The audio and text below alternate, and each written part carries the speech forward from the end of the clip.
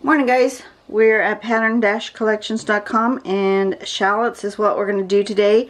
When you're at the pattern page, before you click on it to make it bigger, you can scroll down and see if anybody else has done a video. I've actually done this one before, but I have a thought on how I might do it slightly different. And then Mimi has also done one, so you can check out those other videos.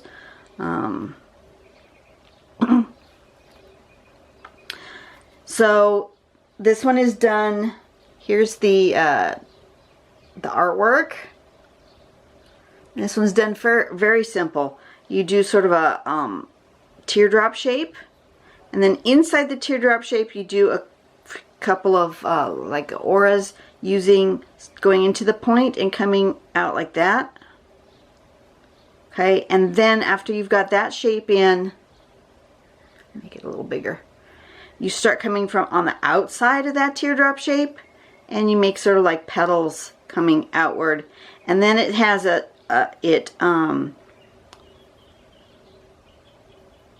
filled in every other one, okay, as a color, and then it's shown here with, you know, some leaves. What was that called? There's the name for that leaf pattern, but I don't remember. This pattern here, that's a zinger hat. That one I remember. Some fescue.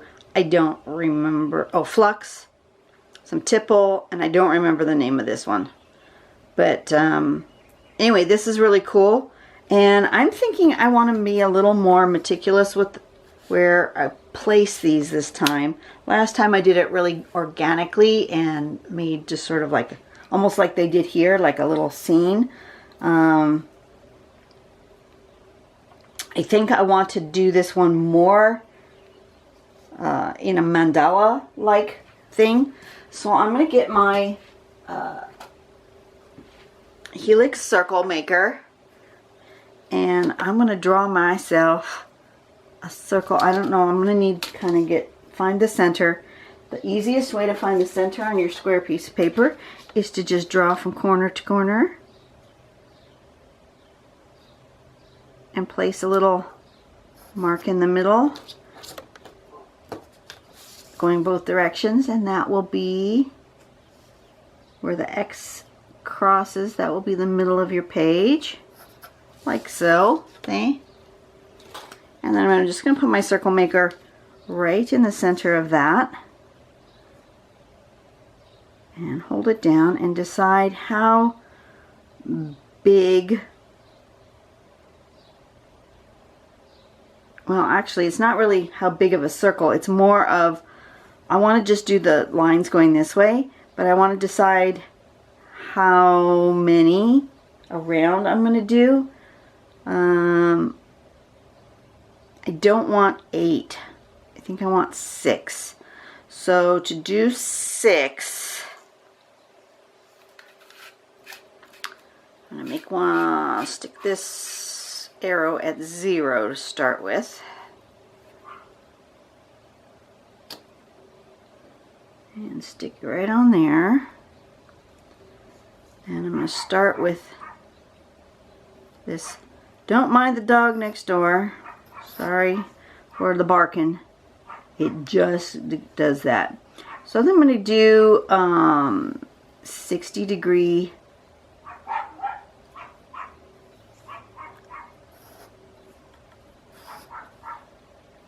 60 and 120. That will give me 6 pie pieces like that.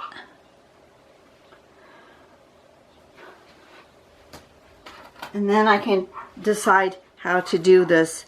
I'm going to do this first teardrop shape right here on each one. I'm just going to lightly pencil it, actually, I think.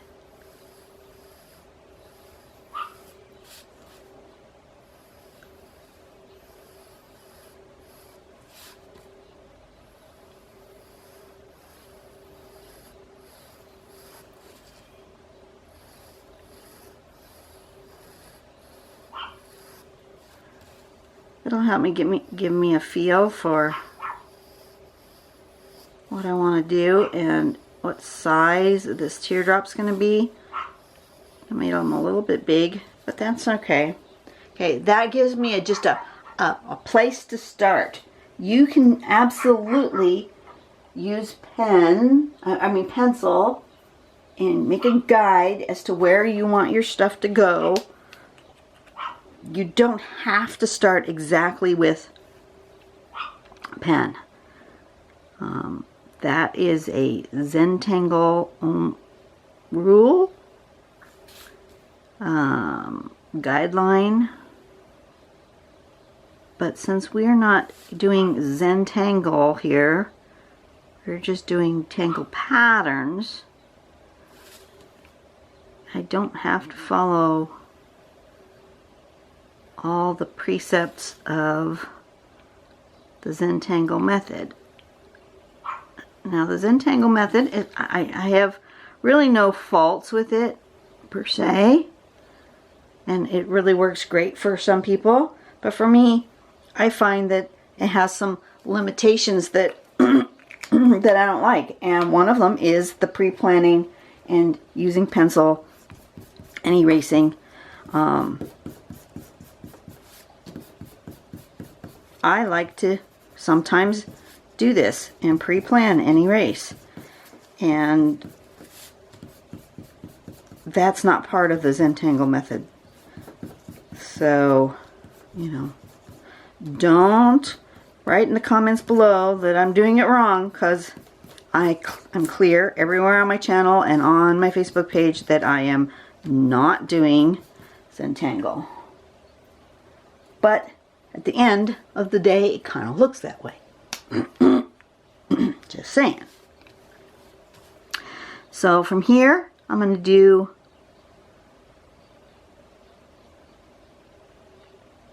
one, two, 3 lines in each one of these, like that.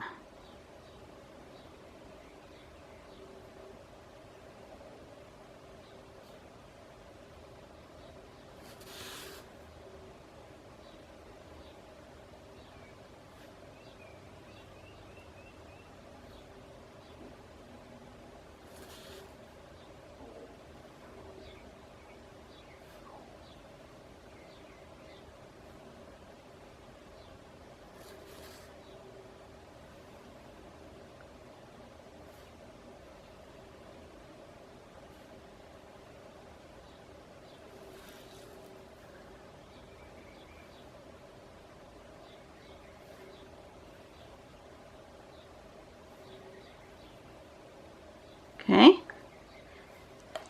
and then the rest of the shape goes like this.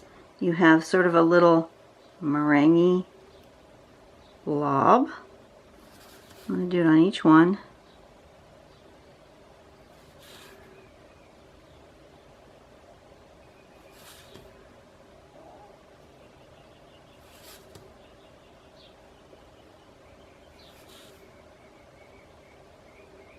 Like that, and then the rest of it follows down, and it gets closer and closer to this tip as you come outward, and it's got this, it's got it as 1, 2, 3 more lines,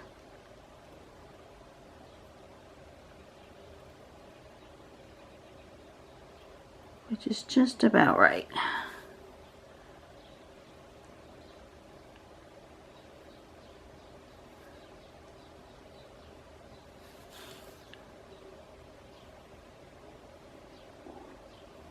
My tummy's growling. I'm sorry if you hear it. I don't think you can, but you never know.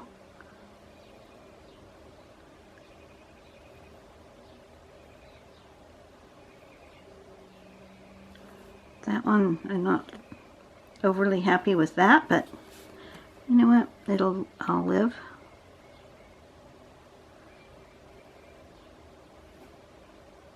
I don't know if you guys can even see what I'm not happy with. Can you see that? No, not really. But if I zoom way in, I was out a little bit so it can focus. See, where I wasn't very careful with where I stopped, and I'm way over the line here. But see, when you're too close to your work, you see all your flaws. But when you back out, they disappear. So, you know, don't be overly critical and picky about your work. That's kind of cool. It made like a star here in the middle. That's really cool. I actually think I'm going to do one more little petal on that one so I can fill in and make sure that that star is fully formed.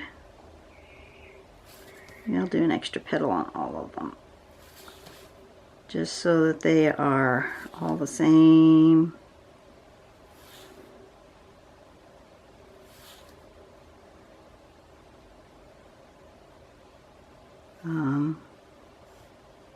One, two, three, four, five. 1, 2, 3, 4. Okay. Make sure I've gone all the way around. I do like that star shape that it's created, and I think I was going to fill it in. I think I am. I'm going to fill it in, and I think I am going to do the coloring part, but I think I'm going to do it in color rather than in black. I think I'm going to fill in the background. Let me do that. I'm going to get my big pen.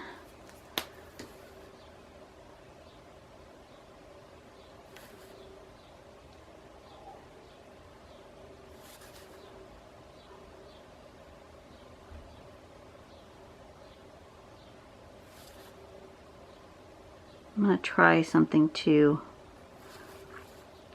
with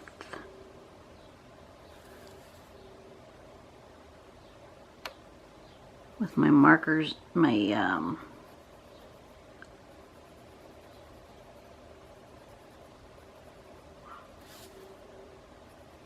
watercolor markers. Not sure that my idea is going to work, and you know what, that's okay. How do you know if you're going to like something or if it's going to work if you don't try it? I mean, really, what is it? It's a piece of paper. You know, what are you risking? You're risking a little bit of ink and a piece of paper. That's it. That's all you're risking. You're not risking your life or anything. So just try it. You know? I'm going to fill in right here. And I'm going to fill in, was there another one right here?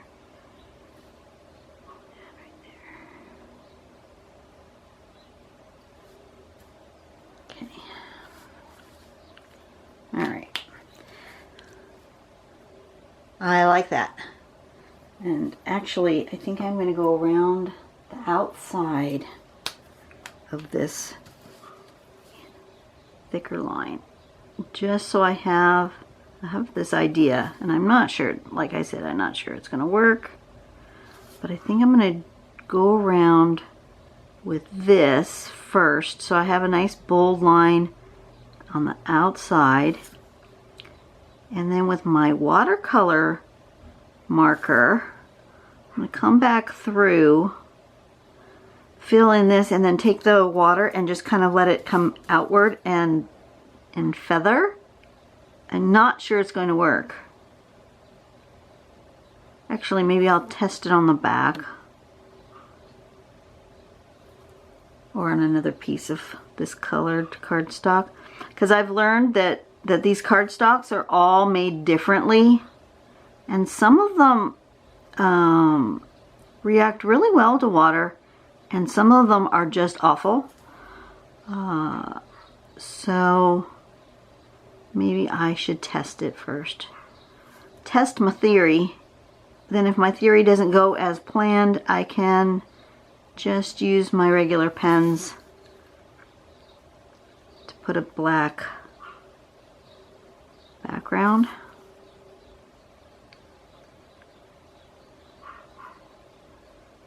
then while I'm doing this, I'm also debating whether or not to color these or to just go ahead and just do the shading and then put the white pencil, which I think is probably where I'm leaning, but I'm not 100% sure yet.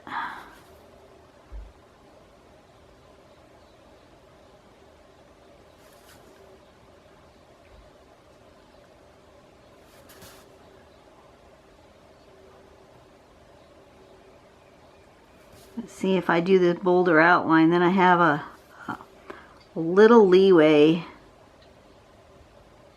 around it, so I don't have to get quite so close right up against the edge in order to do what I want to do.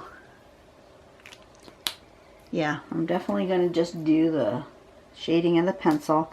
But I'm going to test it on the back. I've already tested another pen on the back because I wasn't sure if I wanted to draw in brown or not, but I decided against it. So let me just do a little bit of this and then find the black watercolor brush pen, this one, and I'm going to test right here. I'm going to just put a little line of the black next to there like that, and get a regular clear water brush. Make sure it's got some water flowing in the tip. Got to squeeze them, get them pumping to the tip, and then I'm going to see if that blends out. Oh yeah, that's what I wanted. See? That's what I wanted. I want it to kind of just smear outwards.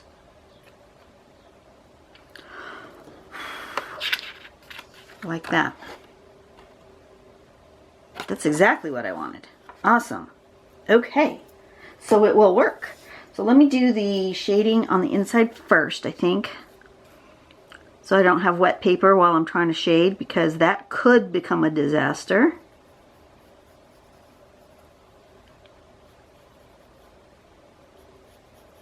A little bit on each of these little petally bits. This one comes all the way around there.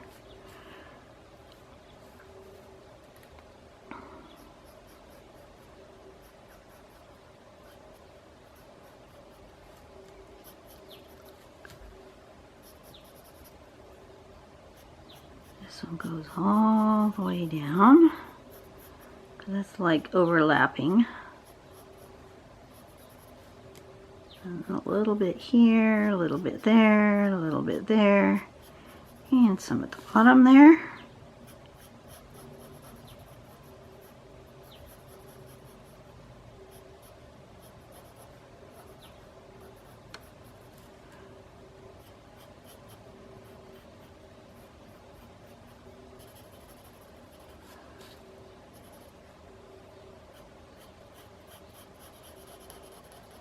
My pencil's getting a little stubby, but I hate to waste. So, you know, I'm living with the stubby pencil for a while till it gets down to where I just really just can't use it anymore. I could stick it in my pencil holder, which I may do, especially since my white pencil is almost to the point where I can't even sharpen it inside the pencil holder. So that one's pretty much almost done.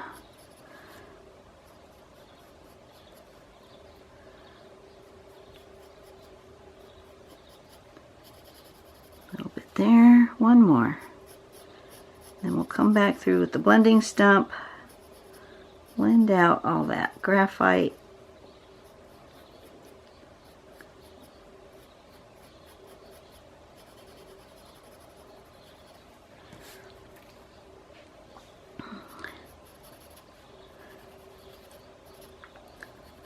So I was telling, I was watching a couple of YouTube channels and looking at algorithms.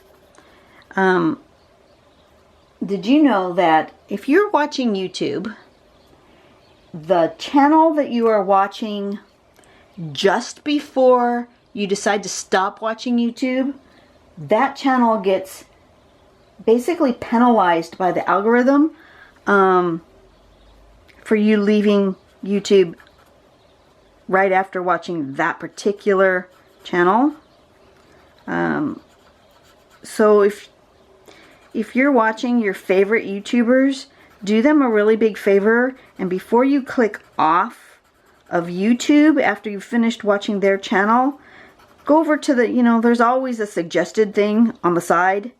Go over to one of those suggested things, and especially click on a suggested thing that has nothing to do with what you are interested in, and it's not a YouTuber that you actually watch.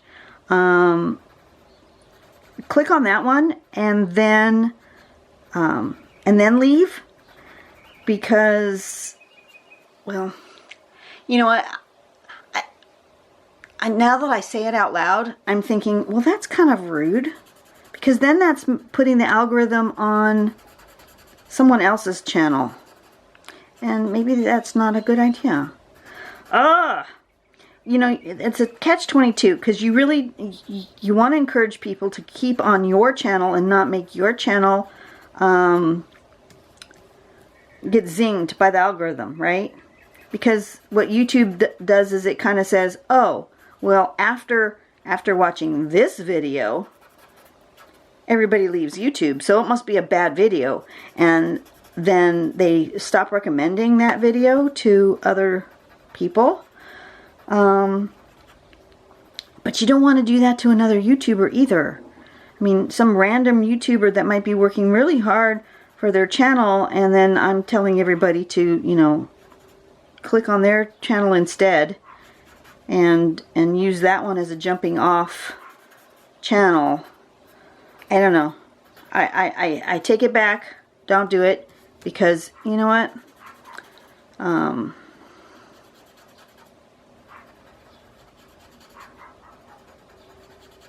Yeah, it doesn't matter.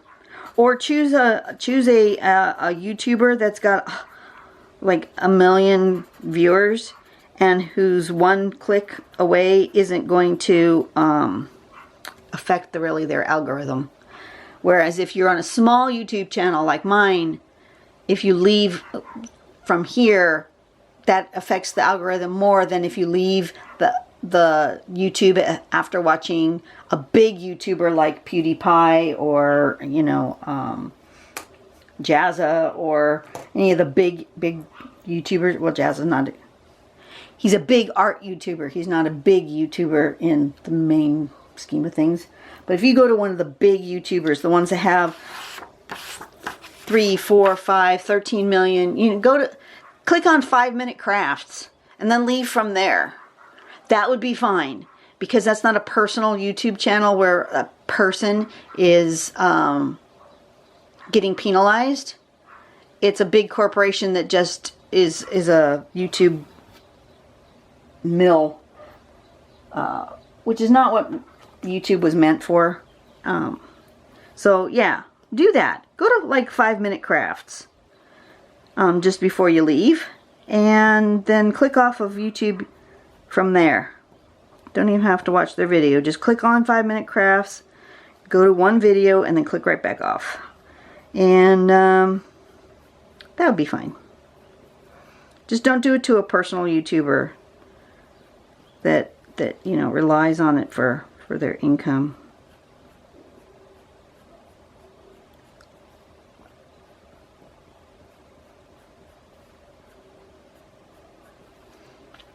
Isn't that pretty? I just love doing that with the white. I was thinking maybe I should have used cream so it wasn't quite as contrasty, but that's okay. I might come back and put the cream on top, or maybe even a little of the light brown, just to make it not quite as contrasty. But I love it. Love me some contrast, you guys know that.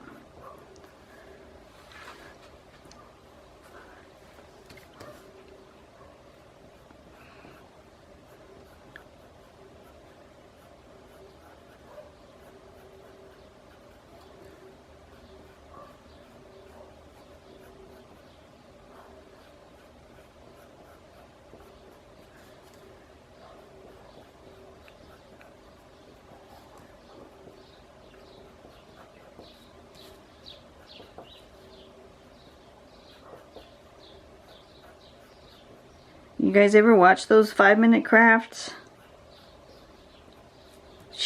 Most of them are totally bogus and fake. It's another reason why, like, I do everything on my channel in real time. I don't edit out anything, because you know I'm not you know, creating something that is impossible for you to recreate. Those type of channels. I've been watching Threadbanger. You guys watch Threadbanger? They're pretty good. Don't watch them if you are easily offended by language, because they are not family friendly. But Rob has recently been doing his own versions of 5-minute crafts. He's been calling it 5-minute crap.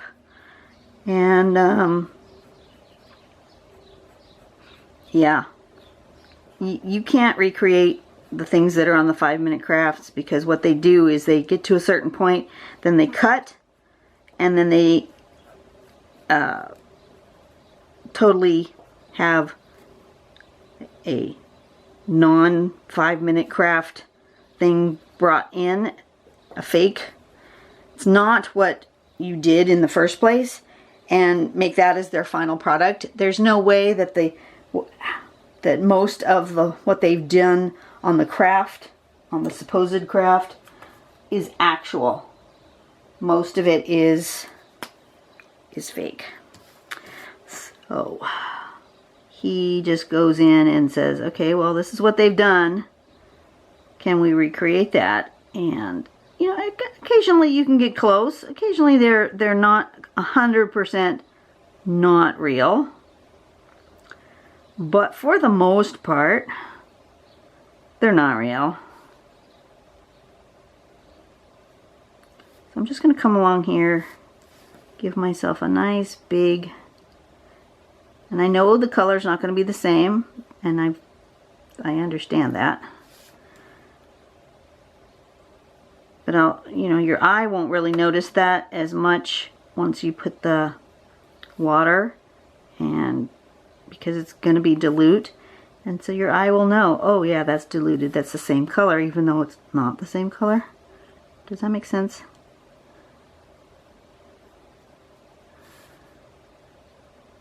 But see how that bolder line gives me a little fudge room with the brush pen?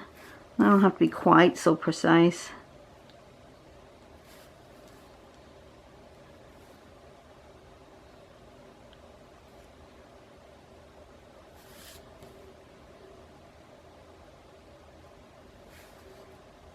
If I go over the line just a little bit, I'm not going up into my artwork.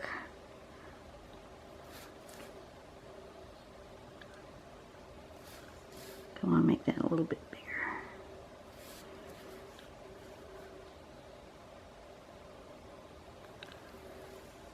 Not off the page, am I? I still do that sometimes. I'm much better than I used to be, though. I used to be off screen a lot. I'm much more aware of where my camera angle hits. People would say, you know, make a mark on your background paper so you know. But the problem is it depends on how zoomed in I am. If I'm zoomed in more, just moving it this little bit, like that much, would send you right off the screen. So, I can't really do that. And every time I take my camera on and off the tripod, it ends up in slightly different place. So that doesn't really work. Just going to fill that in like that, a little bit more. Like this, I think. Okay, now I'm going to go around the edge with the water brush and just I want to see what that looked like when I came. Yeah, that's what I want. Okay. Squeezy, squeezy. Make sure it's got water in the tip. Okay. Start here.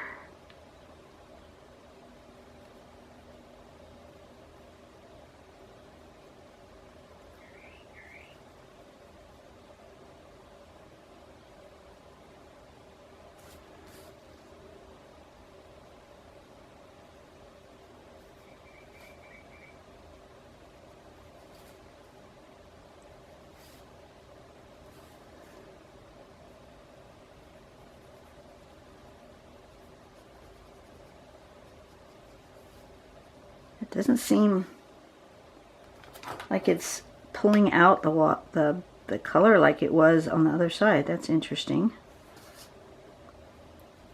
I want it to pull the color out more.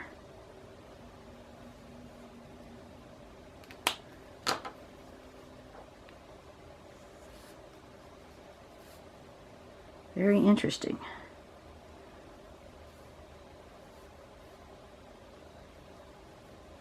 There we go.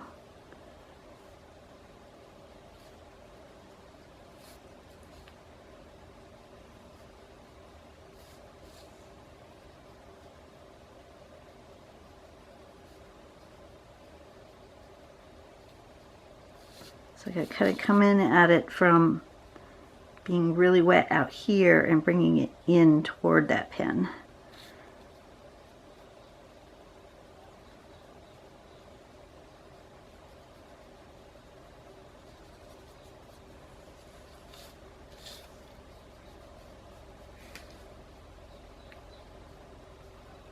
So it kind of works, but not as well as I had anticipated.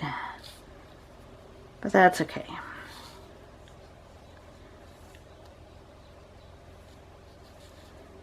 It is still kind of wicking outward, and I think by the time it dries, it'll be all right.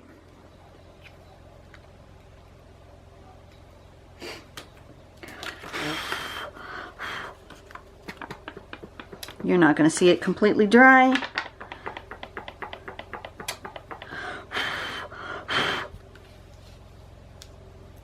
I think in the middle here, I think I'm going to make dots with my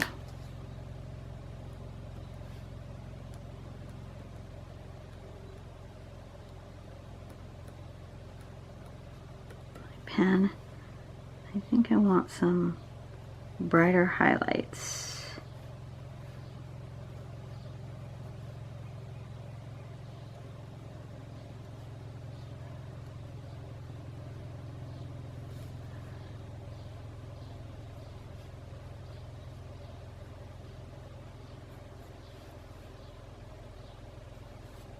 Like that. Can you guys even see that? Is it helping any? It might not be.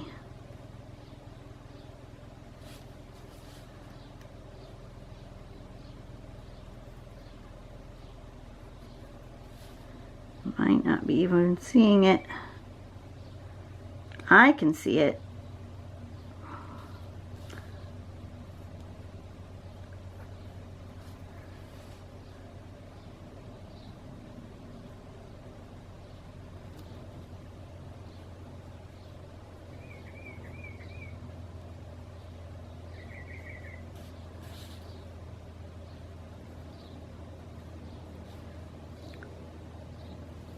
Yeah, you can kind of see it.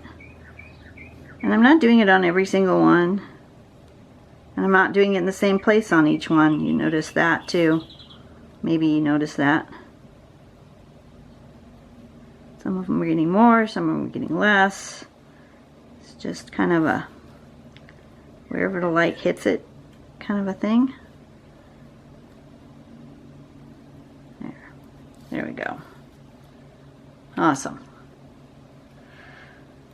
Okay, I'm happy with that. It could be better, but I think good enough. I need a pen to sign with, and I need to put the name Shallots.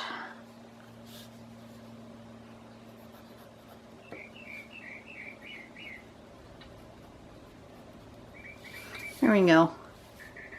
That works. And it looks totally different than the one I did before, which is also awesome. So you guys have a great day. I will see you on the next video. Next time we're going to do Sienna Warp. And then next week we're going to do Zopic, Y-Waves, and Yindi. Yindi is a challenging one. I'm just going to tell you that right to start with. Yindi is a challenging one. So I will see you guys later. Go out and do something nice for someone today and make the world a better place. And yeah, have a great day. Bye-bye.